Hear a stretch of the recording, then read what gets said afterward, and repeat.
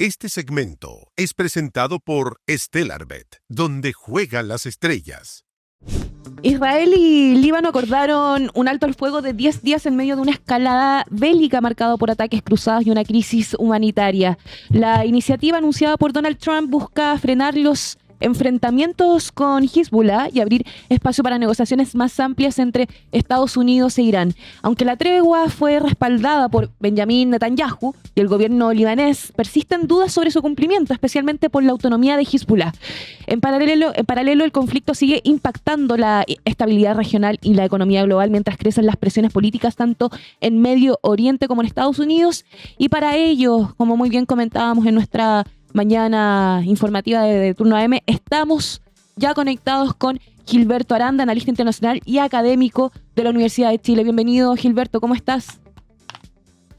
Bueno, muy buenos días. Muchas gracias por el espacio y vamos por los 150.000 suscriptores. Eso, muchas gracias, Gilberto.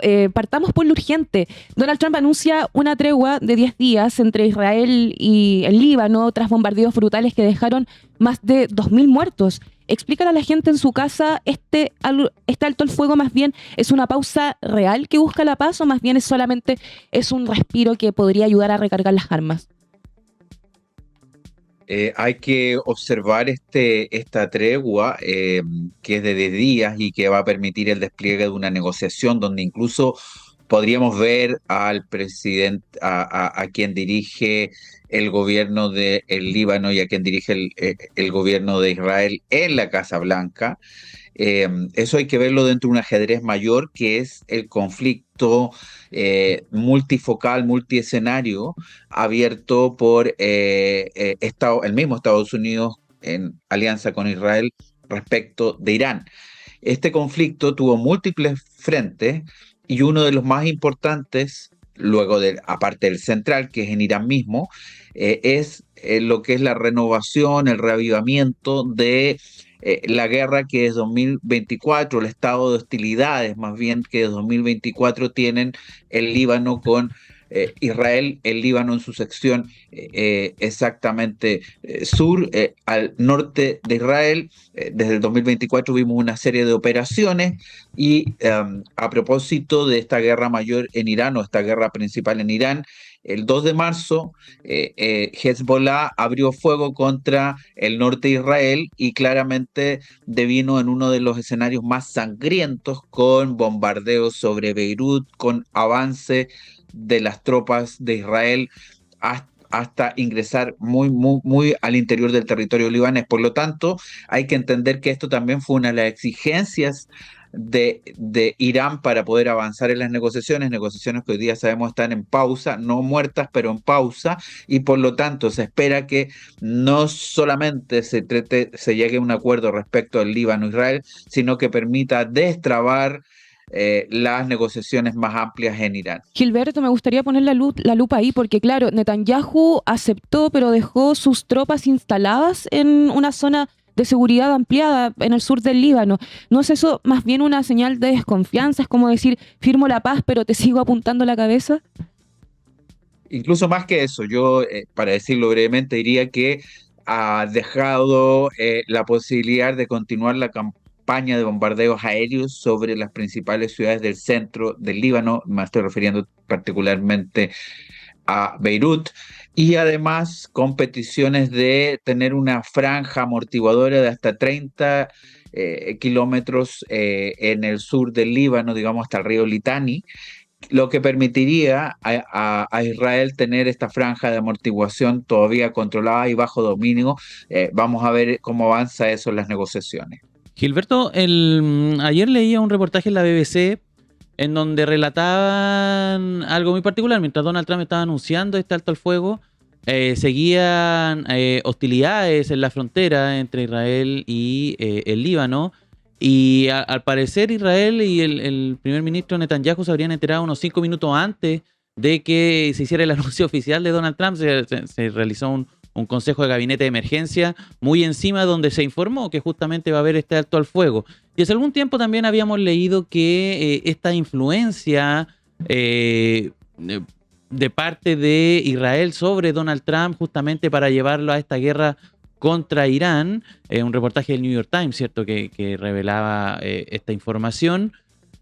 ¿Cómo es, sabiendo, digamos, estos antecedentes, la relación entre Israel y Estados Unidos, entre sus gobernantes Donald Trump y Benjamín Netanyahu? ¿Es una relación asimétrica? ¿Es una relación, quién es el que manda finalmente en esas conversaciones? Esa es la duda que tengo, Gilberto. El reportaje al que aludes es bien detallista, yo lo recomiendo, es un reportaje que aborda las jornadas del 11 y 12 de febrero, recordemos que los ataques sobre Irán fueron el 28 de febrero, pero la decisión se habría tomado entre el 11 y el 12 en una serie de reuniones donde lo que nos dice The New York Times es que la voz disidente más clara, disidente privada, esto dejarlo bien en claro, no expuesta, sino que privada, fue precisamente la de el vicepresidente Vance, que no estuvo el 11, pero sí estuvo el 12, para decir que como buena aislacionista que es, esta era una guerra que no tenía un final favorable asegurado para Estados Unidos, conforme además lo que fueron los informes de inteligencia que decían que dentro de las metas que diseñadas por Israel y ofrecidas por Israel, en general la mayoría se veía muy compleja, e incluso que un cambio de régimen a través de una protesta de la sociedad civil, de manifestaciones de la sociedad civil iraní, se veía algo muy complejo. Y por lo tanto los informes de la inteligencia de Estados Unidos no fueron erróneos, y esto es más bien una decisión del presidente Trump, gatillado por el primer ministro Netanyahu, que es a lo que apunta tu pregunta. El premier Netanyahu, vamos a recordarle a la gente, está en el poder desde el año 96. Ustedes me dirán 30 años. No son 30 años. Lo que ocurre es que como un sistema parlamentario ha tenido varios periodos distintos, pero podría decir que en los últimos 30 años ha gobernado 19. Por lo tanto, cuenten con que desde el año 96 él ha visitado los despachos de Clinton, probablemente, seguro los de Bush hijo, posteriormente los de Obama, Trump 1 y Biden, para intentar ir a la aventura a la que finalmente convence a la administración Trump 2. Es decir, hay una alianza histórica, eso no cabe duda, entre Estados Unidos e Israel, pero en este caso Estados Unidos hizo caso omiso de sus informes de inteligencia provistos por sus aparatos del área, para embarcarse en esta aventura que era de muy difícil pronóstico, incluso para personas que están dentro de Estados Unidos. Lo que habla de una influencia inédita del premier Netanyahu con el presidente Trump, y claramente la contracara es lo que ustedes están relevando. Es que si bien Israel convence a Estados Unidos de ir hacia el ataque a Irán, en esta ocasión Estados Unidos ha impuesto la condición de terminar o detener, más que terminar, detener las hostilidades en el Líbano. Prácticamente ha sido una orden que Israel no la recibe muy a gusto, y eso se refleja en la demora para implementar una tregua que no pensaba proseguir. Pero esto ha sido precisamente una de las condiciones que ha exigido Irán, que, para decirlo bien claro, si bien no ha ganado la guerra, para no ser exitista, no la ha perdido, y por lo tanto está en una posición más favorable incluso que aquellos actores que comenzaron la agresión, como Estados Unidos, que decían que se iba a acabar primero unos días y después en 3 o 4 semanas. Eso no ocurrió, y evidentemente Irán está tal vez está con mucha infraestructura crítica y ciudades destruidas, pero estratégicamente tiene una mayor voz hoy que antes de la guerra. Gilberto, queremos tocar el tema Perú, Hungría, Michelle Bachelet, pero antes de pasar a eso, quería que algunas proyecciones respecto a este alto el fuego. Aquí hay que estar atento en la semana que se viene, este fin de semana, y lo que se viene, y cuáles son las jugadas que creen que también van a implementar Irán y Estados Unidos. Estamos en un río muy revuelto, no solamente respecto al juego internacional, sino que en los planos domésticos, ¿eh? Lo que hace que esta sea una tregua frágil, como también lo es La otra tregua implementada. Tanto en Israel, donde sectores de la oposición a Netanyahu en un año electoral han cobrado fuerza en las últimas semanas, como Lapid, y también los alcaldes del norte de Israel, que son los que reciben el fuego de Hezbollah, los alcaldes de Israel Norte. Pero también dentro del Líbano está el gobierno, donde hay un jefe que tiene que emprende estas negociaciones, esta tregua en contra de la opinión de Hezbollah, que es la milicia chií radical que ha estado también al frente de lo que es la resistencia, que aboga precisamente por continuar la campaña de resistencia a Israel. Entonces, Gilberto, es un panorama muy complejo. Para complementar, para la persona que nos está viendo en estos momentos en casa, Medio Oriente puede sonar muy lejos, por supuesto, el estrecho de Hormuz está bloqueado y el petróleo, por supuesto, está en juego, y ahí también entra Chile. ¿De qué manera esto va a impactar a nuestro país en la economía global y, por supuesto, también en la inflación? Chile no se abastece del petróleo del Golfo Pérsico, sino que del petróleo y el crudo de los países del área, vecinales y paravecinales, particularmente el argentino. Pero hay que decirle a la gente que los precios no los fija Argentina ni tampoco los países paravecinales, sino que son fijados en mercados mundiales. El Brent y otros indicadores son los que marcan el ánimo del petróleo o el precio del petróleo, y por lo tanto, en ese sentido, cualquier cosa que pase en Medio Oriente, aun cuando no nos abastezcamos de ese petróleo, va a repercutir inmediatamente en el precio de la bencina. Como saben los que nos están viendo y quienes nos están viendo, el precio de la bencina termina afectando a los productos de la canasta de consumo familiar, por lo tanto todo sube. Luego también tenemos que decir que Chile es un país que ha recibido corrientes migratorias de Israel, pero particularmente del mundo palestino, sirio y libanés, que hace que este conflicto también sea sentido por una cantidad importante de compatriotas. Por lo tanto, diría que la lejanía puede ser relativa, hay una sensibilización, y finalmente, bueno, el gesto de ayer del presidente Kast también de alguna manera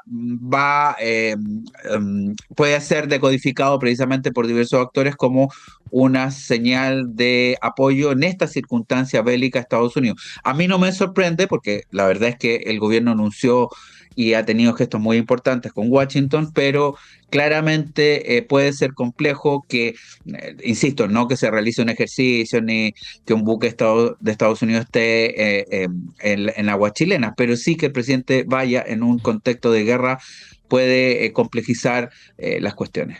Gilberto, estoy revisando acá, cambiando de tema, ¿cierto? La página de la ONPE, el servicio electoral en Perú.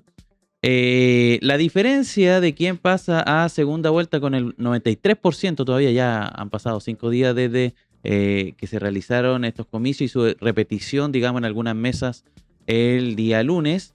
Es una diferencia de 23.000 votos entre el candidato Roberto Sánchez y Rafael López Aliaga, conocido popularmente en ese país como Porky, que pasarían, están disputándose voto a voto quién pasaría a segunda vuelta. López Aliaga ha denunciado fraude, está incluso ofreciendo recompensa a quien ofrezca pruebas de este fraude. Keiko Fujimori ya asegurada en esta segunda vuelta. ¿Qué podríamos esperar de estas elecciones en Perú cuando aún todavía faltan votos que contar? Bueno, yo estuve escuchándolos con atención y quiero decirles también que quien va a pasar a segunda vuelta es Keiko Fujimori, que ya hace tiempo está haciendo guiñas a la candidatura de la expresidenta Bachelet para Naciones Unidas. Esto hay que leerlo también al tenor de un esfuerzo de Keiko por diferenciarse de López Aliaga. También hay que entender que hay razones internas, no solamente las que nosotros podamos ver. Keiko Fujimori ha estado siempre en escenarios de contrincantes, rivales políticos a la izquierda.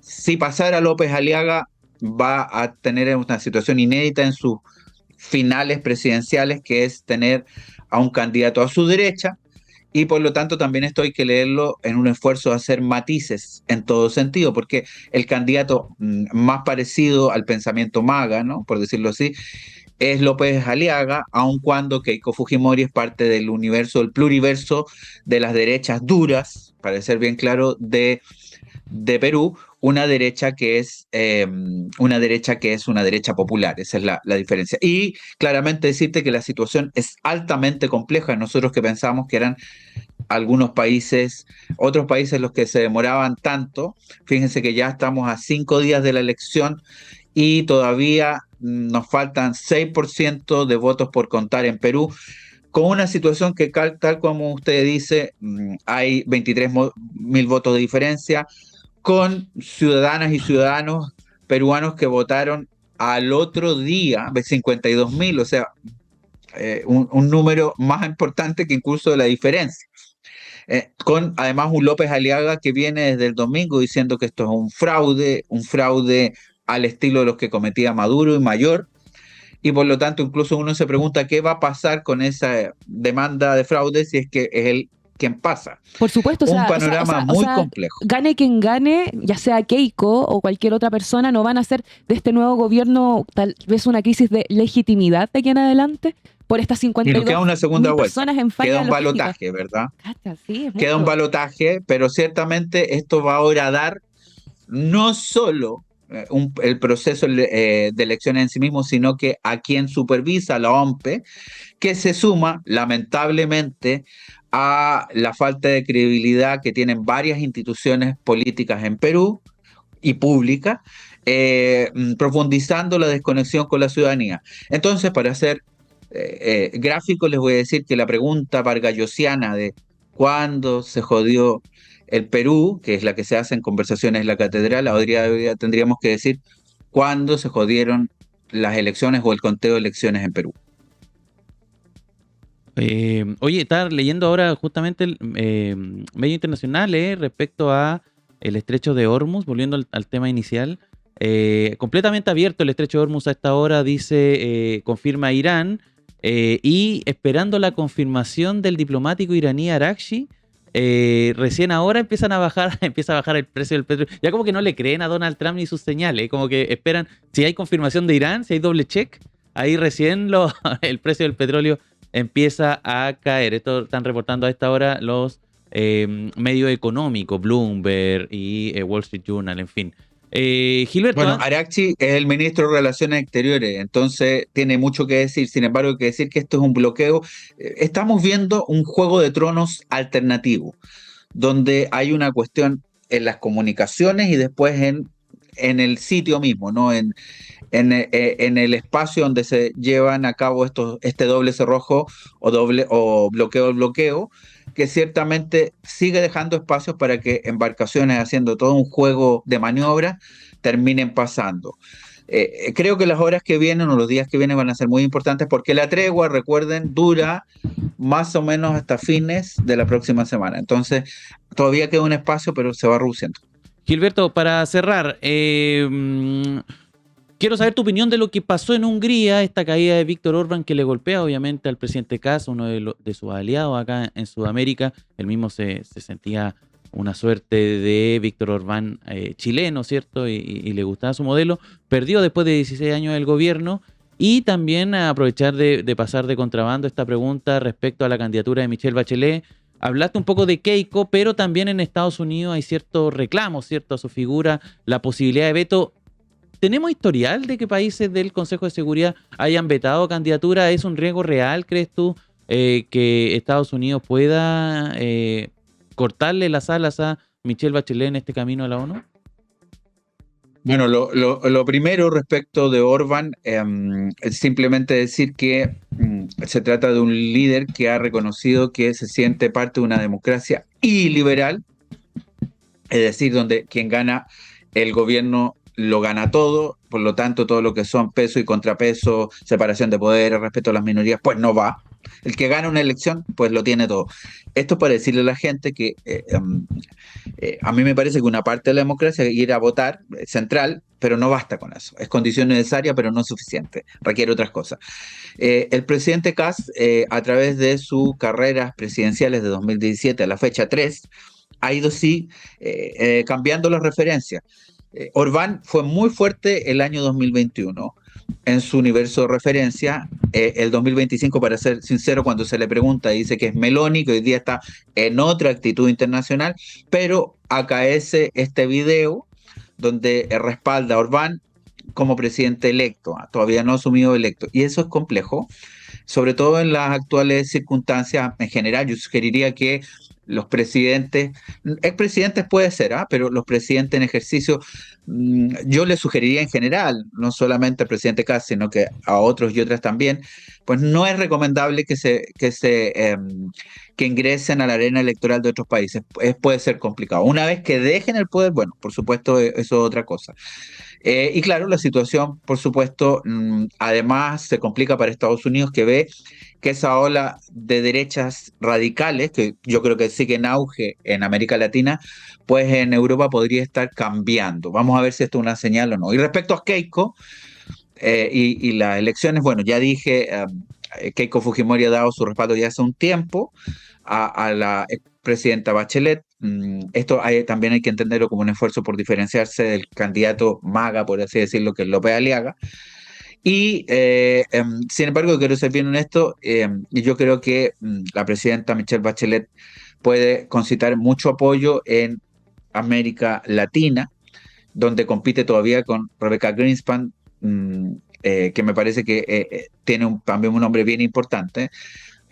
Lamentablemente, la decisión de Chile de no apoyar puede ser también relevante al final, porque generalmente eso puede decirte que se espera que el país del cual es procedente el candidato o candidato, pues lo apoye, y si no está, no es que se acabe la carrera, pero sí le va afectando. Y al mismo tiempo tiene que lidiar con la situación que, para ser realista, es altamente, que tiene una probabilidad alta que Estados Unidos le vete con la actual administración Trump 2. Esto ha pasado en el pretérito, ha ocurrido en el pretérito, pero claramente son muy importantes las negociaciones para tratar de evitarlo, y por lo tanto habría sido ideal para la candidatura de la expresidenta Bachelet que el Estado de donde proviene la respaldara para que encabezara esas negociaciones, para destrabar cualquier veto o convencer de que no fuera ejercido. Hoy día está en manos de otros gobiernos como el de Brasil o el de México. Vamos a ver qué ocurre. Creo que de todas maneras queda un tiempo antes de apreciar qué pasa al final de esto, donde claramente la dinámica internacional cambia a cada momento.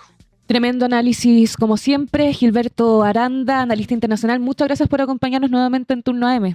Te mando un abrazo gigante. Muchas gracias a ustedes. Buenos días y saludos a quienes nos están viendo.